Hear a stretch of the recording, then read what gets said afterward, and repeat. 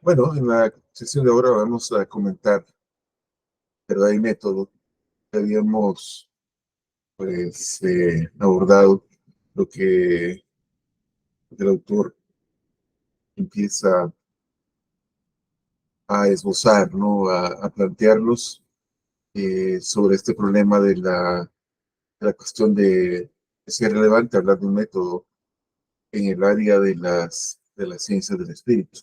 Y para ello, bueno, va a tomar el camino del análisis y la reflexión filosófica sobre la obra de arte. Y hablábamos justamente de la estética de Kant, como la estética kantiana postula pues, el panorama de la modernidad estética con este planteamiento de la belleza como un valor autónomo de la verdad, por ejemplo, valor autónomo completamente desprendido de las condiciones o de las consideraciones éticas. Vamos a ver ahora la segunda parte de ese capítulo de verdad y método, que es la ontología de la obra de arte y su significado hermenéutico. El primer momento de esta segunda parte habla sobre el juego como un hilo conductor de la explicación ontológica, es decir, cómo podemos abordar pues, el carácter ontológico de la obra de arte a través de una característica muy peculiar del arte que es precisamente el juego. El juego eh, también bueno, vemos cómo Habermas recurre a ciertas cuestiones que un punto de vista como muy racionalista, bueno, muy propio de este proyecto moderno, pues descarta, ¿verdad? Considera totalmente ajeno al tema o al problema de la verdad. Entonces, bueno, el juego es uno de estos temas. Se supone que el problema de la verdad es un problema serio y que el juego es todo lo contrario. Pero bueno, vamos a ver qué es lo que nos dice Habermas, perdón, Gadamer, eh, sobre esta cuestión del juego como una característica eh, propia de la conciencia estética. Hay una cuestión eh, muy interesante en toda esta parte, cómo el juego supone pues un espacio alternativo, ¿no? Eh, un espacio distinto al de la cotidianidad. La estructura ordenada del juego permite al jugador abandonarse a él y le libra del deber de iniciativa, que es lo que constituye el verdadero esfuerzo de la existencia, dice Adam. Esto se hace también patente en el espontáneo impulso a la repetición que aparece en el jugador, así como en el continuo renovarse del juego, que es lo que da su forma a esto, por ejemplo, el estribillo, ¿verdad? En el caso de los juegos eh, musicales. Que primado de los juegos, dirá más adelante, frente a los jugadores que lo realizan, es experimentado por estos de una manera muy especial, allí donde se trata de una subjetividad humana que se comporta lúdicamente. También en este caso resultan doblemente iluminadores las aplicaciones inauténticas de la palabra respecto a su verdadera esencia. Por ejemplo, decimos que alguien que juega con las posibilidades o con los planes. Lo que queremos decir en estos casos es muy claro. Queremos decir que el individuo en cuestión todavía no se ha fijado a estas posibilidades como objetivos realmente serios. Retiene la libertad de decidirse por esto o lo otro. Pero por otra parte, esa libertad no carece de riesgos. El juego mismo siempre es un riesgo para el jugador. Solo se puede jugar con posibilidades serias. Es decir, eh, la misma estructura del juego requiere, pues, un tomarlo en serio, a pesar que implica otra disposición con respecto a la disposición propia de la vida en la vida cotidiana. Requiere un tomarse en serio. Que algo, ya no creo que son muy ilustrativas las consideraciones que hace Wittgenstein sobre el juego, precisamente. Él habla del lenguaje, pero también habla de esto del juego en general, sobre cómo los niños especialmente eh, toman muy en serio juego. Y acá, justamente a partir de los juegos infantiles y de de esta seriedad con la que, bueno, que reviste el asunto del juego, eh, dice Adamer acá que hay algo, bueno, como muy característico del juego infantil, y que ese juego se juega para, los niños lo juegan para sí mismos, no lo juegan para nadie más. En general, a pesar de que los juegos son esencialmente, esto es muy interesante, pero es un juego de representación. Son esencialmente representaciones y que en ellos se representan los jugadores. El juego no acostumbra a representarse para nadie.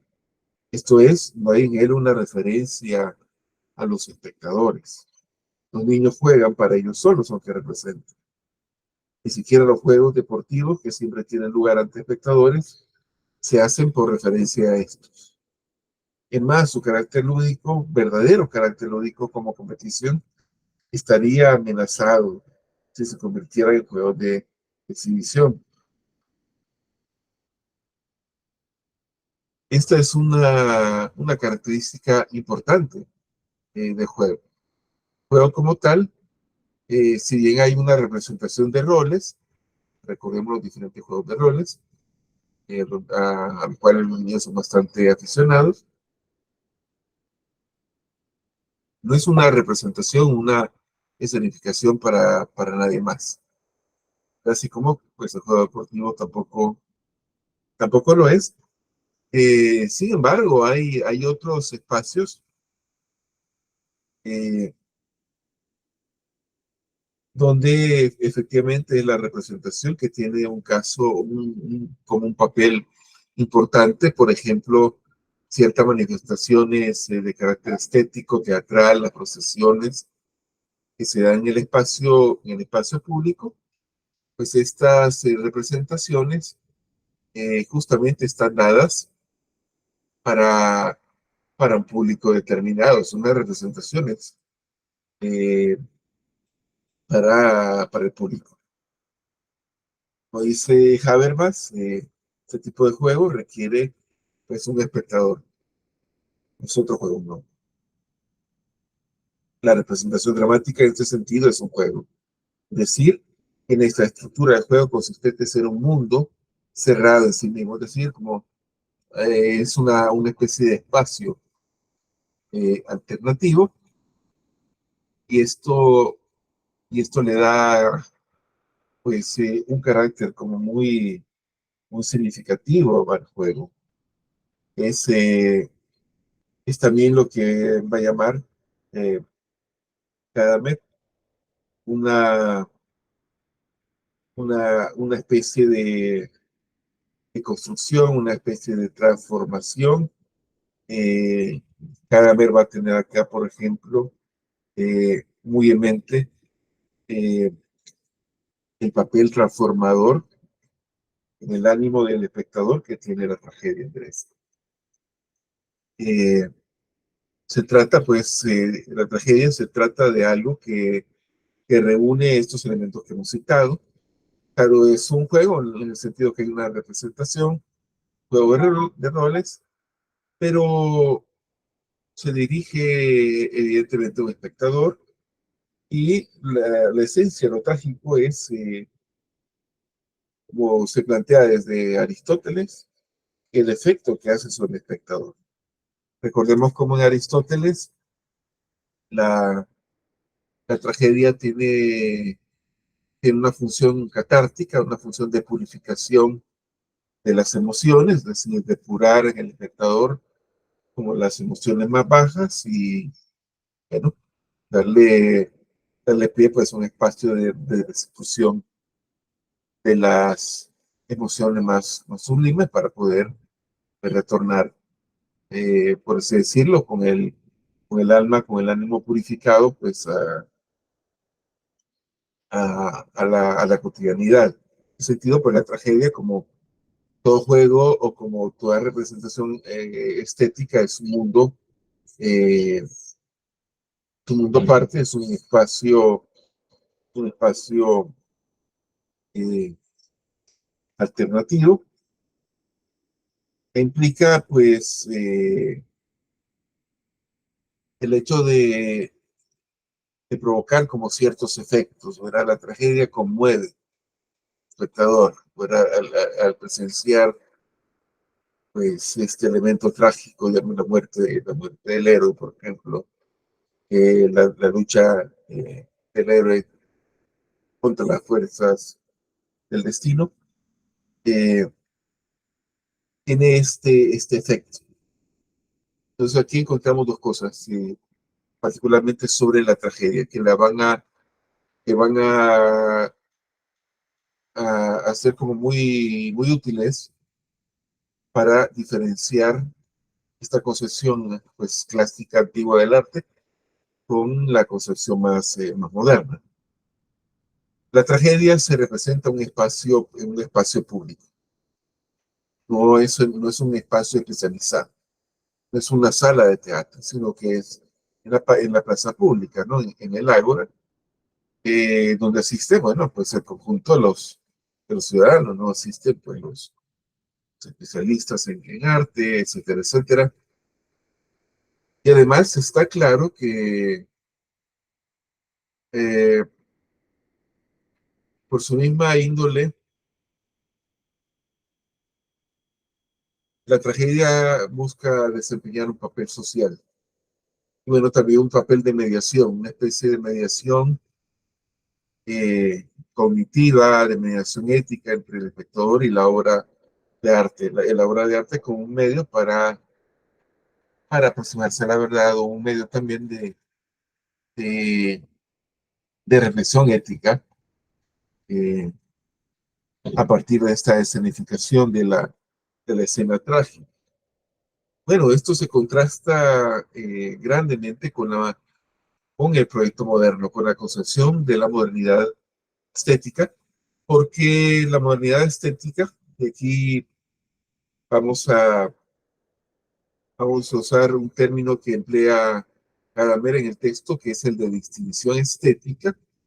Esta distinción estética es como como este carácter independiente, absoluto, que supuestamente tiene la obra de arte con respecto a la, a las preocupaciones morales, con respecto al problema de la verdad, eh, y además es una distinción en el sentido que hay espacios consagrados al disfrute desinteresado del arte, ¿verdad?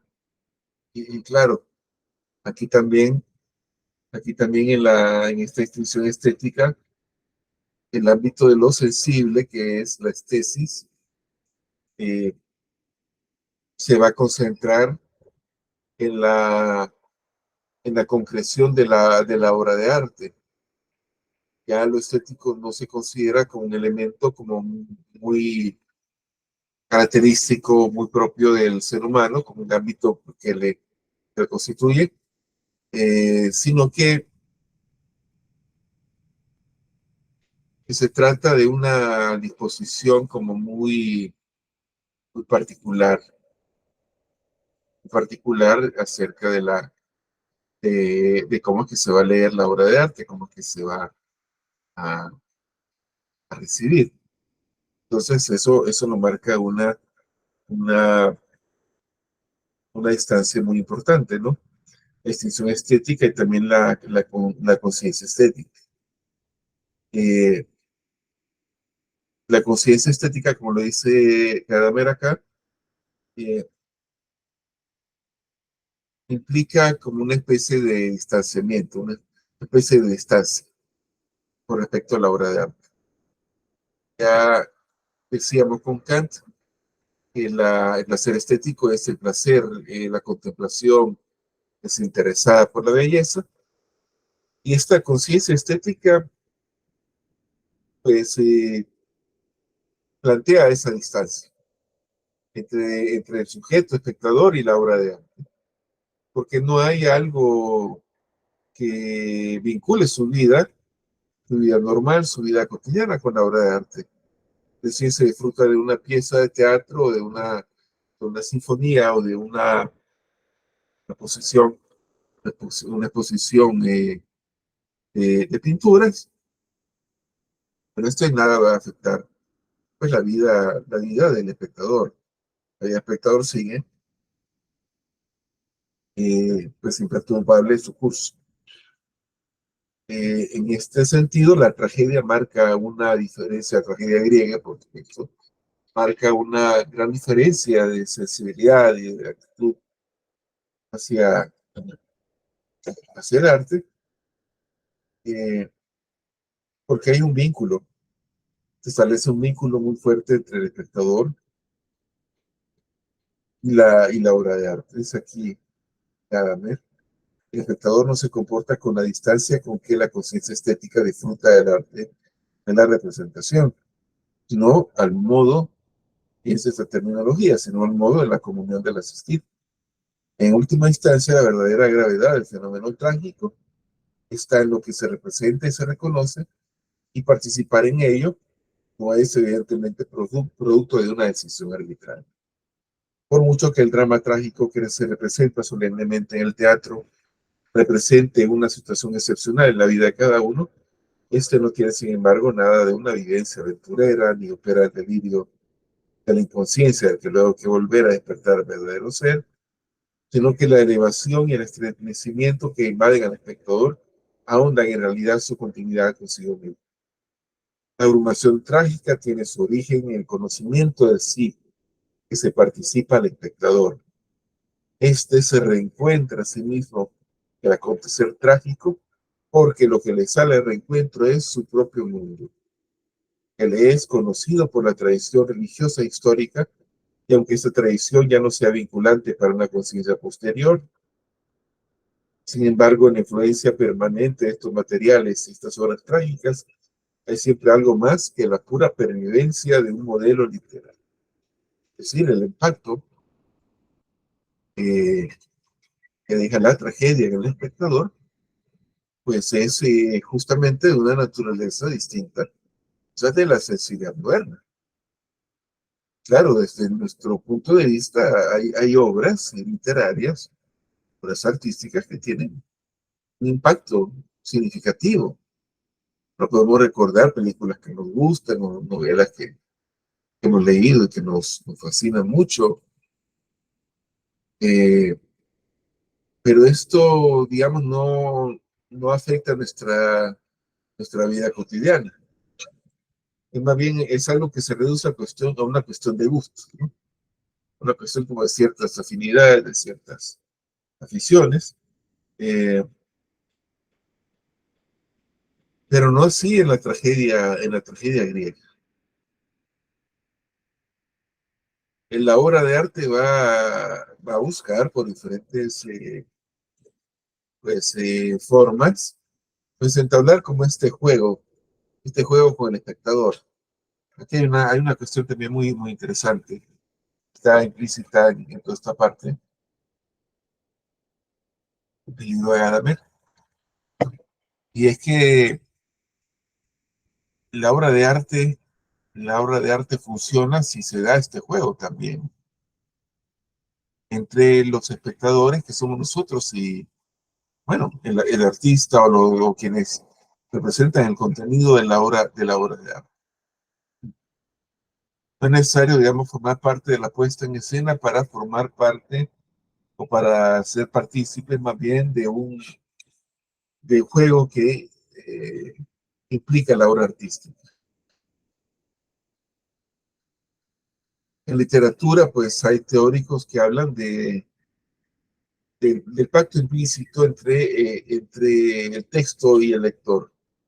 Es un pacto en el cual pues suspendemos momentáneamente la incredulidad para, eh, para estar inmersos en el mundo alterno de la obra literaria. Entonces, al suspender momentáneamente nuestra incredulidad, bueno, entramos en un juego donde hay un mundo que opera con otras leyes, con otra lógica. Uno, por ejemplo, digamos, caso extremo, en la literatura fantástica, pero bueno, toda ficción, toda obra creativa necesita como este pacto en buena medida para que funcione. Entonces, aquí entramos en un juego. Es un juego que nos tomamos en serio. Como dice Gadamer acá, el que cuestiona el juego, pues no, obviamente se queda fuera del juego y también es un aguafiesta. Es alguien que echa a perder el juego, ¿verdad? Que lo estropea. En ese sentido, bueno, es como entrar con una disposición, con una actitud de científico positivista, eh, hablar, bueno, a leer literatura fantástica o al ver una obra de ciencia ficción. Evidentemente, no estamos hablando de lo mismo, ¿verdad? Por ahí circula en las redes, por ejemplo, un video donde pues el famoso científico y divulgador de la ciencia, Carl Sagan, le preguntan sobre si considera factible, ¿verdad? Si considera posible que una historia como la de la Guerra de las Galaxias pueda ser cierta, ¿verdad? Y bueno, pues Sagan va a desarrollar una argumentación, ¿verdad? Sobre la cuestión de los años luz. Bueno, esto es una cuestión muy interesante desde el punto de vista científico, pero desde esta perspectiva, pues aquí realmente lo que, claro, pues es una aplicación científica muy brillante, pero no se entiende, lo que se muestra es que no se entiende cómo es que funciona la ficción, ¿verdad? Entonces no se entra en el juego, se entra, bueno, se queda pues, en este caso, Sagan fuera del juego, y de esta manera, pues también se queda, pues uno fuera eh, de lo que Gadamer quiere recuperar ese sentido. Como, pues, otra concepción del arte, que es la concepción propia de la tragedia, nos demuestra que el arte es también una instancia, es un camino para aproximarnos a la verdad. Es otro tipo de preguntas, obviamente, no son las preguntas científicas, pero también son preguntas válidas. En este pasaje que hemos leído, cuando nos plantea cómo la tragedia eh, impacta al espectador porque éste vuelve a sí mismo, se cuestiona a sí mismo, ve su vida desde una perspectiva distinta y el medio, pues el mediador ha sido la obra artística, bueno, ilustra, creo yo, un poco lo que yo quiero eh, decir sobre este asunto. Voy a comentar algo que aparece varias páginas más adelante. Y es, bueno, un apartado donde nuestro autor va a hablar sobre la literatura. La literatura como un caso especial en las obras artísticas. La lectura, pues la define como un proceso de la pura interioridad. Claro, no es algo exterior eh, al espectador, como la obra artística o como una obra pictórica que está, pues, afuera, sino que requiere como un proceso muy, justamente eso, ¿no? Un proceso eh, interior. A través del análisis de la lectura, vamos a observar también algunas características de la hermenéutica tal como Gadamer va a plantearlas. La primera, eh, toda lectura, toda lectura también es una interpretación, es una instancia de la lengua. Toda lectura comprensiva es siempre también una forma de reproducción e interpretación. La entonación, la articulación rítmica y demás pertenecen también a la lectura silenciosa. Su significativo y su comprensión están tan estrechamente vinculados a lo lingüístico corporal que la comprensión siempre tiene un hablar interior.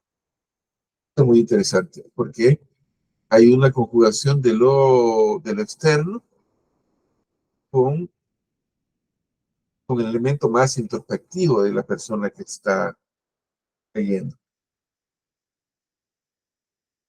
Es un diálogo interior también, ¿verdad? Y es una interpretación.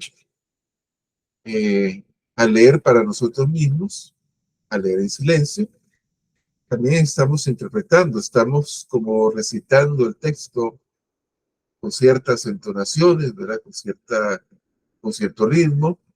Es muy interesante, por ejemplo, ver cómo los procesos de adquisición del lenguaje, los procesos de aprendizaje de la lectura, eh, influye mucho el escuchar, leer en voz alta, al padre, a la madre, o bueno, pues, o profesores, escuchar un texto, ¿verdad? Y el texto, para quien se está iniciando en la lectura, empieza como a ponerle atención a estas cosas, como va cobrando vida, un sentido distinto, ¿verdad? Cuando se le da como cierta entonación.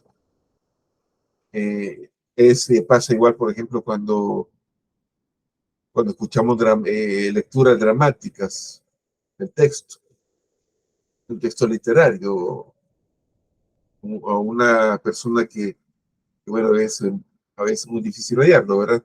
Tal vez los poetas no son los más indicados, pero una persona que lee muy bien, que interpreta muy bien un texto poético, como la entonación de vida le da una vida, ¿verdad? Le da nota de vida al texto. Entonces, para nosotros como lectores eso alimenta la misma interpretación, le da otra fuerza, ¿verdad?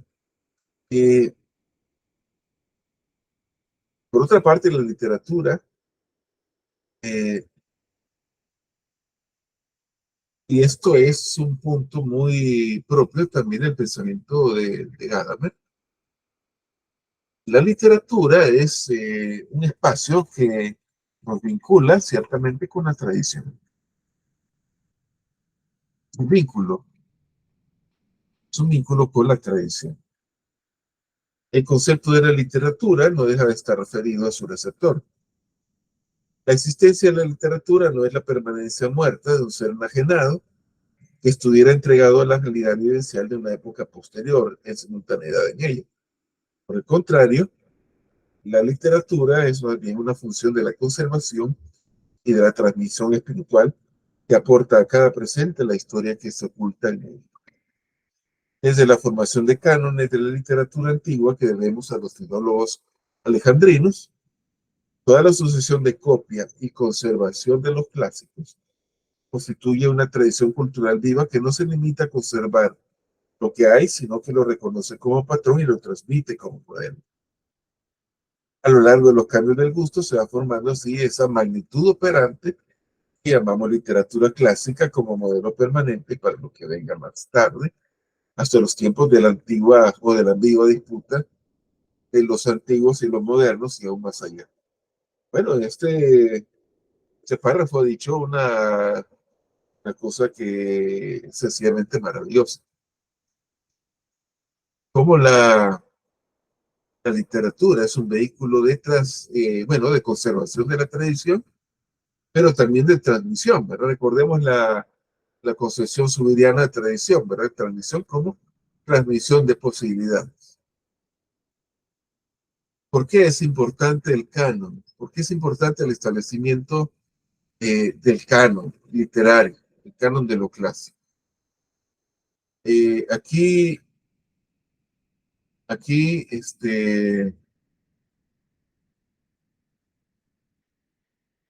Gadamer va a recuperar nuevamente pues la noción de la tradición frente pues a esta pretensión como muy iconoclasta de, pues, de cierta modernidad o de cierta ilustración que pretende ser como una cosa cero. El fijar un canon de lo clásico, eh, para Gadamer no es una simple noción elitista, como se podría creer muy ligeramente, eh, sino justamente preservar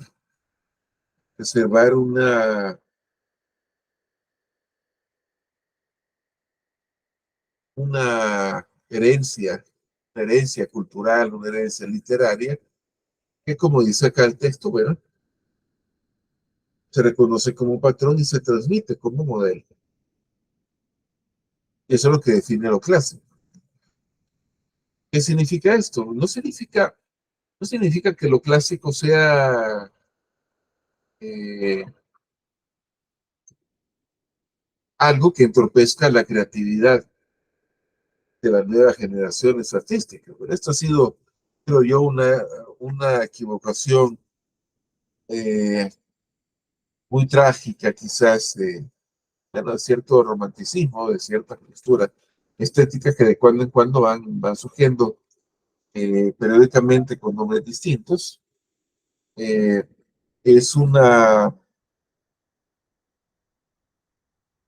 es más bien como una fuente, como una referencia cultural, una referencia pues, literaria,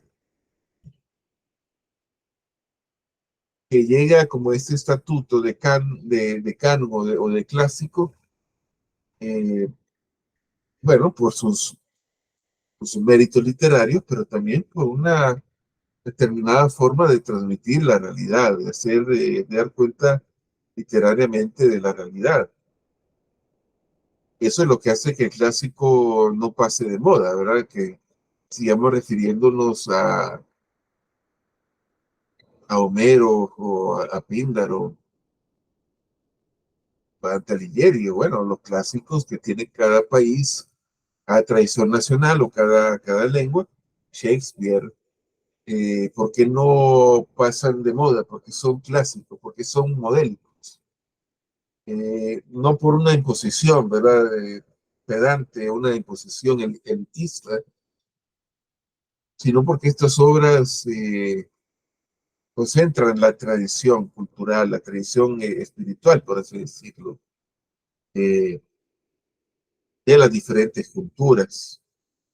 Y además, bueno, son grandes obras en buena medida porque, bueno, por algo que tiene que ver, creo yo, tiene un lazo muy íntimo con la tragedia. Son formas de acceso también a la condición humana, son formas de exploración del ser humano. Más allá de si la acción transcurre pues en la Grecia clásica o si transcurre en la Venecia renacentista o en otro contexto, pues la literatura clásica nos habla de grandes dramas humanos, de grandes problemas humanos que están siempre presentes ahí. Y no dejan de decirnos algo, no dejan de ser pues sugerentes, pero no dejan de ser como muy vigentes en este sentido. Bueno, Shakespeare es un ejemplo de esto, ¿no?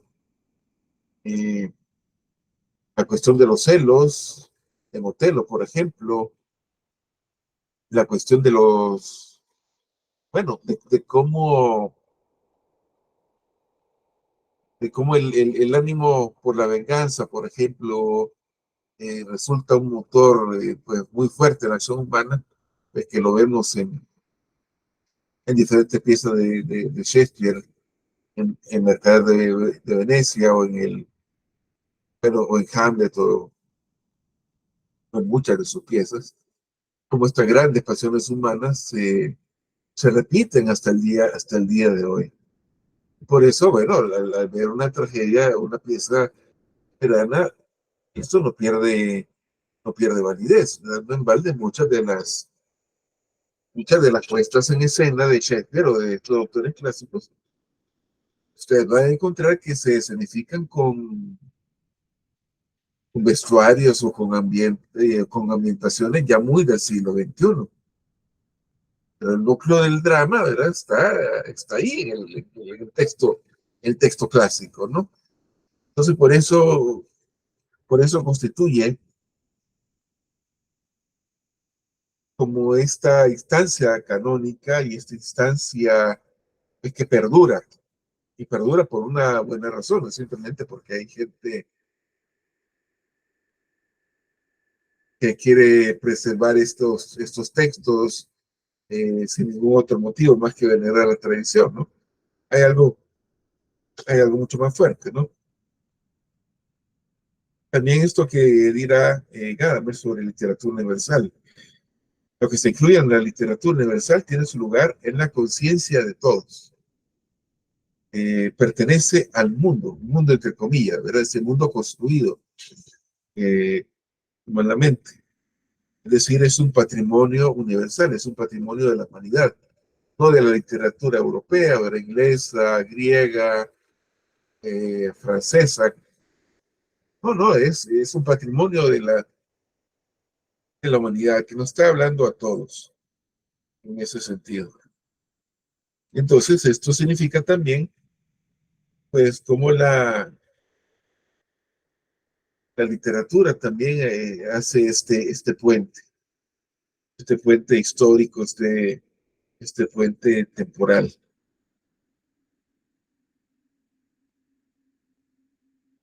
La última parte, y con esto ya quiero ir cerrando,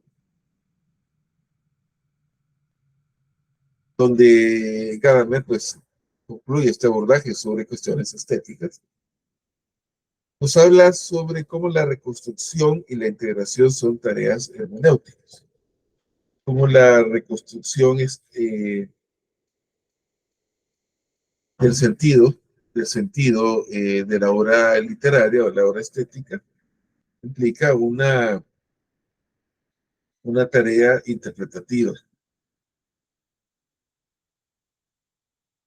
Ciertamente aquí introduce Gadamer a Schleiermacher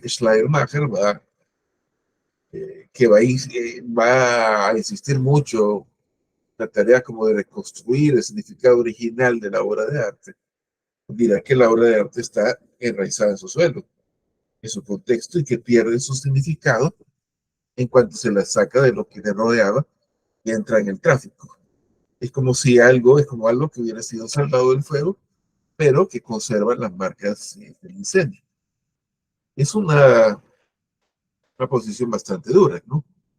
Exigente para la hermenéutica, implicaría pues reconstruir las condiciones originales de creación de la obra de arte, tratar de restituir en un sentido incluso superior al de su creador, ¿verdad? Tratar de restituir, de restaurar como se hace pues con las grandes obras pictóricas que han sufrido pues el deterioro del tiempo, ¿verdad? Para que podamos contemplarlas del mismo modo que sus creadores en su tiempo.